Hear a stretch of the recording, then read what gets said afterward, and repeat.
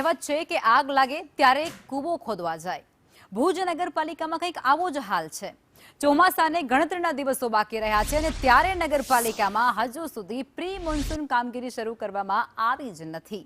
ત્યારે કોંગ્રેસનો આરોપ કંઈક એવો પણ છે કે પાલિકાના અધિકારીઓ એ ઊંઘતા ઝડપાયા છે અને શહેરના 60 જેટલા વરસાદી નાળા સાફ કરવાનું કોઈ જ આયોજન નથી કરાયું. અને બીજી બાજુ ચીફ ઓફિસરના જણાવ્યા મુજબ મંજૂરી મળ્યા બાદ આ બધી કામગીરી શરૂ થશે. તો સવાલ અહીં એ પણ થઈ રહ્યો છે કે મંજૂરી જ બાકી હોય તો કામગીરી ક્યારે શરૂ થશે? વરસાદી સિઝનમાં લોકોને કેવી મુશ્કેલીનો સામનો કરવો પડી શકે છે તેની માહિતી અધિકારીઓને નથી.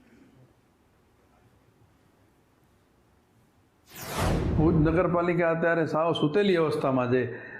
પ્રી મોન્સૂનની કામગીરી તો હજી સુધી ક્યાંય એનો કોઈ ઠેકાણા જ નથી. નહીંતર ખરેખર તો અત્યારે જે હમીસર તળાવમાં ગટરના પાણી આવે છે એ બંધ કરવાની કામગીરી કરવી જોઈએ. દેસલસર તળાવમાં ગટરના પાણી બંધ કરીને સફાઈ કરવી જોઈએ. કેમ કે અચાનક વરસાદ આવશે અને જો પાણી આવી ગયું તો પછી તળાવો તો સાફ થવાના નથી. ઉપરાંત નાલાઓ જ્યાં ત્યાં છે તે બધામાં કચરો ભરેલો છે, રોકાયેલા છે, એમાં અવરોધ થાય એવી પરિસ્થિતિ છે. એટલે બધા નાલા સાફ કરવા જોઈએ. પાણીના વેણો ઉપર જે દબાણો છે એને દૂર કરવામાં આવે. પ્રી મોન્સૂન માટે અત્યારે જેટલા નાલા છે એ બધાની સફાઈ માટેની પ્રક્રિયા ઓલરેડી હાથ ધરી દેવામાં આવી છે. આચારસંહિતાના કારણે એ થોડું લંબાઈ ગયું હતું.